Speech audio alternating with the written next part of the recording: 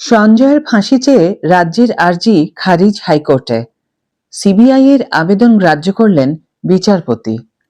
সঞ্জয়ের ফাঁসি চেয়ে যে একই আবেদন করেছিল তদন্তকারী সংস্থা সিবিআই, সেই মামলাটি গ্রহণযোগ্য বলে জানিয়েছে বিচারপতি দেবাংশু বসাকের division bench. Hi everyone, welcome back to my channel অঞ্জনার ব্যঞ্জনা।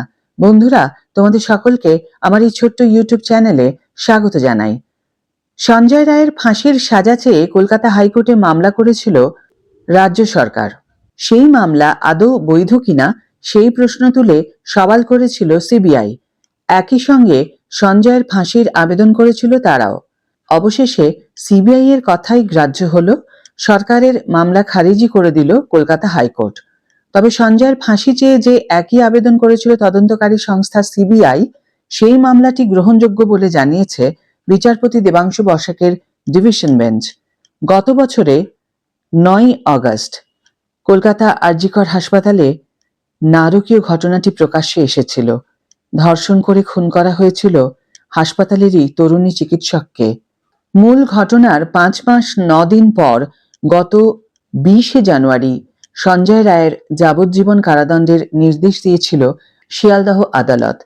এরপরই নিম্ন আদালতের নির্দেশকে চ্যালেঞ্জ করে সঞ্জয় রায়ের ফাঁসির সাজা চেয়ে হাইকোর্টে আবেদন জানায় রাজ্য। একই দাবিতে আদালতে যায় সিবিআইও। সেই সঙ্গে রাজ্যের এহেন আবেদনের গ্রহণযোগ্যতা নিয়েও প্রশ্ন তুলেছিল কেন্দ্রীয় তদন্তকারী সংস্থা। প্রসঙ্গত, নির্যাতিতার বাবা মা অবশ্য সিবিআই তদন্তে খুব একটা খুশি হতে পারেননি। তারা দাবি করে এসেছেন যে এই ঘটনা সঞ্জয় রায়ের একার পক্ষে করা সম্ভব নয়, আরও কেউ জড়িত থাকতে পারে। সিবিআই মূল দোষীদের আড়াল করছে বলেও সন্দেহ করছেন তারা। এছাড়া প্রতিবাদী জুনিয়র ডাক্তার থেকে শুরু করে সাধারণ মানুষের একাংশও মনে করে এই ঘটনায় আরও অনেকে জড়িত। কিন্তু সিবিআই মনে করেছে সঞ্জয় একাই দোষী, আর তাদের একাধিক রিপোর্টেও বলা হয়েছে যে এই কাজ কারো একার পক্ষে করা সম্ভব।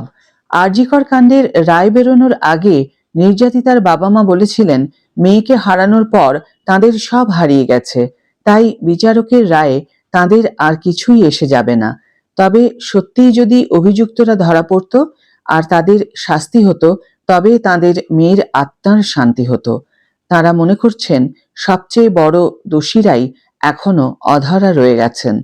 প্রসঙ্গত, আগামী পরশু 9 ফেব্রুয়ারি আরজিকরের নির্যাতিতার জন্মদিন।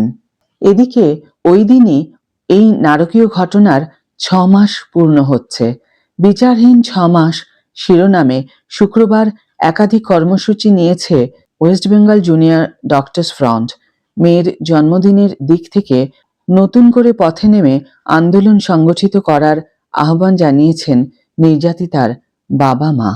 নির্যাতিতা এবং তার বাবা মা সুবিচার পান, এই কামনা করে আজকের ভিডিও এখানেই শেষ করছি। বন্ধুরা, তোমরাও যদি মনে করো আমার সঙ্গে একমত, তাহলে অবশ্যই লাইক, সাবস্ক্রাইব, কমেন্ট করে জানিও তোমাদের মতামত। আজ তাহলে বিদায় বন্ধু, দেখা হবে পরের ভিডিওতে।